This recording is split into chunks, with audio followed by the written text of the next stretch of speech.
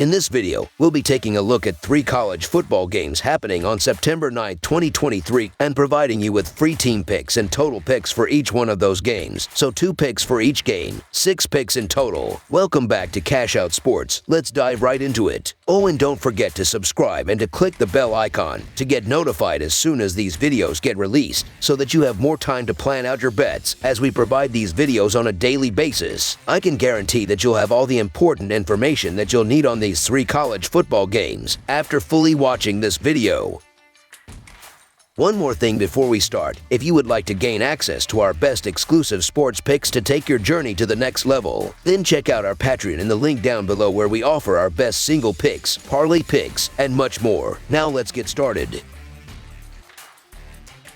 Troy versus Kansas State. The Troy Trojans were able to get off to a good start in the 2023 college football season, as they are 1-0 so far. They are coming off a 48-30 home win on Saturday against the Stephen F. Austin Lumberjacks. Senior quarterback Gunnar Watson did a decent job under center as he finished 1-4 of 22 for 198 yards with 4 touchdowns and an interception. The 15th-ranked Kansas State Wildcats have wild expectations this season and started off on the right foot with a 45-0 home win on Saturday over the Southeast Missouri State Redhawks. Senior quarterback Will Howard played well in limited action as he went 1-8 of 26 for 297 yards with 2 touchdowns and an interception, and had 3 carries for 5 yards and a rushing touchdown as well. I was extremely high on Kansas State prior to the 2022 season, and for those of you who followed me last fall, you know that I backed the Wildcats on numerous occasions throughout the campaign. While I do like the Wildcats once again this season, albeit not nearly as much as last year, this particular game reminds me of a similar situation on Kansas State's schedule last September. The Wildcats had just dispatched Missouri in Week 2 and were staring down the start of Big 12 play with a date at Oklahoma the following week. Kansas State was a 14.5-point favorite to a Tulane team that was quietly one of the better group of 5 sides in the nation. The college football world quickly found out how good Tulane was, as the Green Wave knocked off Kansas State thanks to a great defensive effort, holding the Wildcats to just 10 points at home.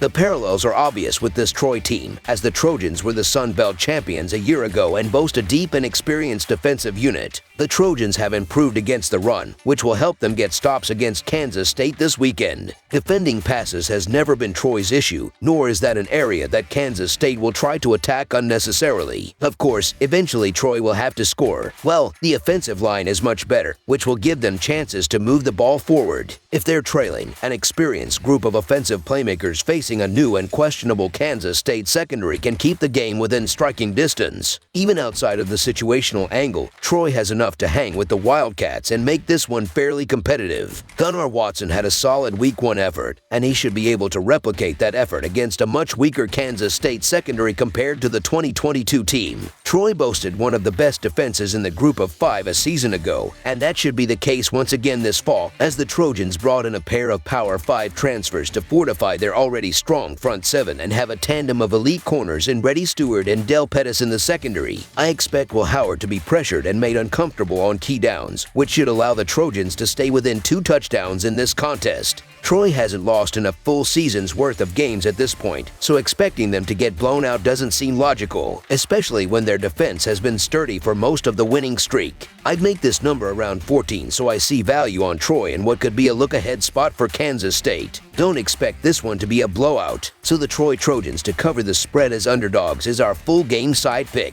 Troy brings it defensively, which is why most teams fail to score 20 points against them. Kansas State is flat out better and may reach that mark, but probably not by much. The Wildcats will probably try to test Troy on the ground too, which will keep the clock moving and limit possessions. On the other side, the Kansas State defense is coming off a shutout win at home. There may be a lot of new faces on the defensive side, but this is a unit that should outclass the Trojans' offense on paper. Troy's offense is already shaky enough against equal competition. Against a playoff contender, the Trojans shouldn't muster much. Expect this game to finish below the total, with the defenses dictating the action. Under the projected total is our full game total pick.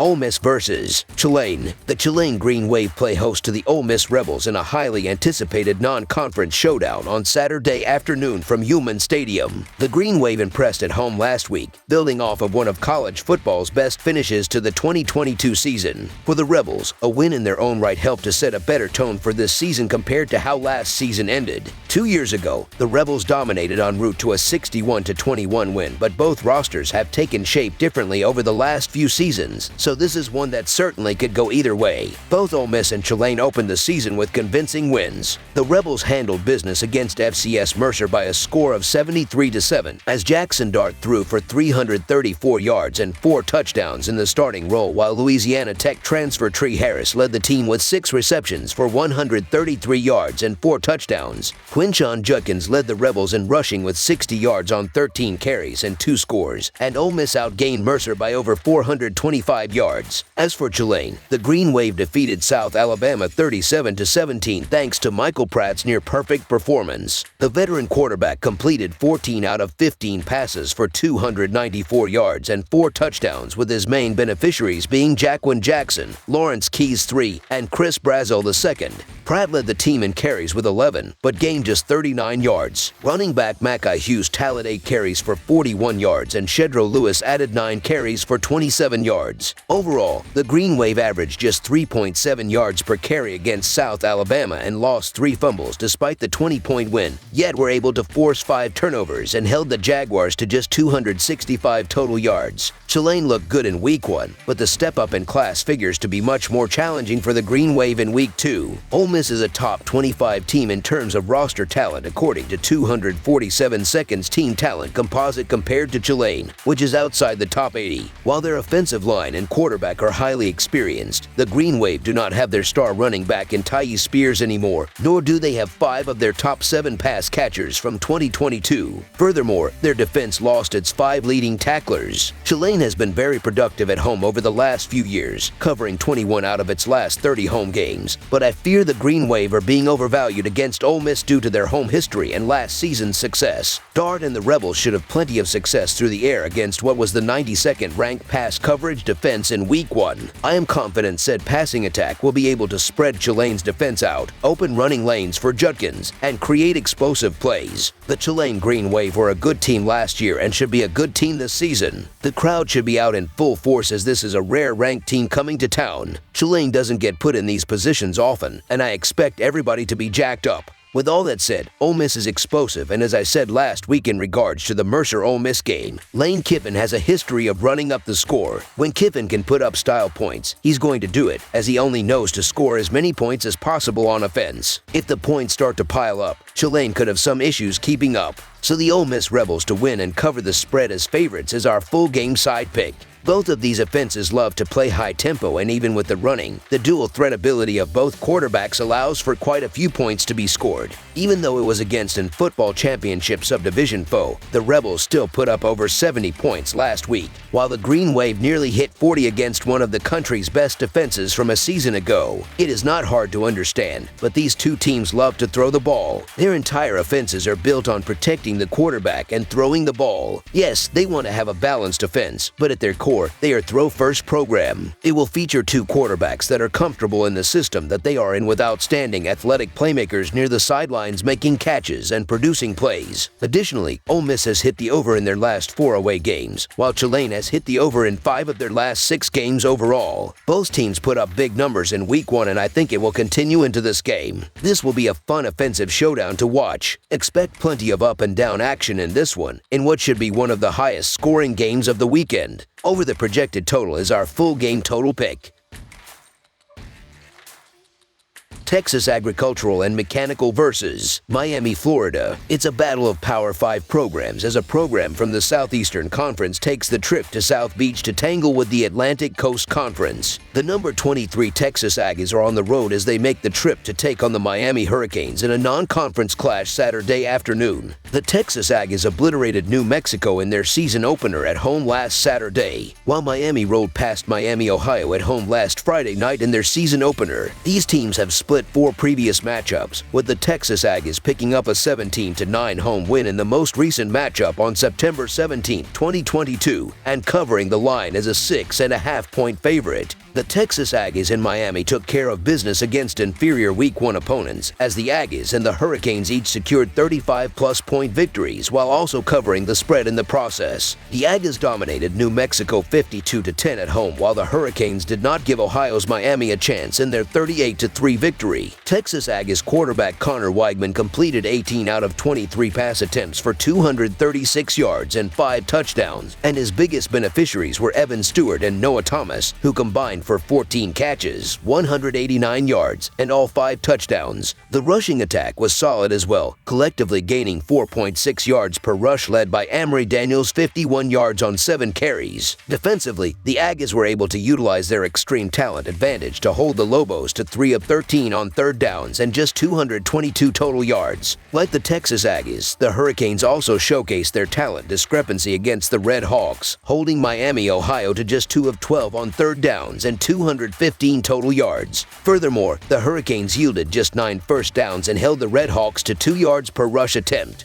Miami, Florida quarterback Tyler Van Dyke was decent in Week 1, completing 17 of 22 pass attempts for 201 yards, 1 touchdown, and 1 interception. However, the Hurricanes relied heavily on the ground game throughout, with 36 rush attempts compared to 25 total pass attempts. They gained 6.9 yards per carry combined, led by Henry Parrish Jr.'s 90 yards and touchdown on 9 attempts, and Mark Fletcher Jr.'s 76 yards and score on 9 carries. Last year's matchup between these teams ended in a 17-9 Texas Aggies victory and cover in College Station, despite the Hurricanes outgaining the Aggies 392-264 and accumulating 11 more first downs. This year, I expect things to be slightly different, with this game being played in Miami Gardens. While the Hurricanes do not have much of a true home field advantage, this will be the first road test for Weigman in 2023 against an elite pair of safeties in Cameron Kinchens and James Williams. Weigman is prone to mistakes, as he had 10 turnover-worthy plays in 157 dropbacks last season and one of the 10 highest turnover-worthy play percentages among Football Bowl subdivision quarterbacks, with at least 150 dropbacks. Conversely, Kinchens and Williams finished in the top 10 in pass coverage among all qualified Football Bowl subdivision safeties last season, while each of them yielded an average depth of target of 7.5 yards or less. With Bobby Petrino calling plays now for the Aggies, I expect them to rely heavily on the passing attack, given the fact that they passed 34 times against New Mexico compared to just 29 rush attempts despite a 35-7 halftime lead. I am not very confident in Weigman as a passer yet. For what it is worth, Jimbo Fisher's Aggies are just 3-12 straight up on the road since 2018, not counting the COVID year in 2020. The Hurricanes could really use a big win early in the season to give them some confidence after a losing season in 2022, while the Texas Aggies is trying to put last year's disaster behind them. I was really impressed with what I saw from Miami in Week 1, as they only were about 17-point favorites, but won by 35 points. The Texas Aggies are going to be favored for obvious reasons, as they opened up the season as the ranked team, and they're probably the more talented team in terms of depth.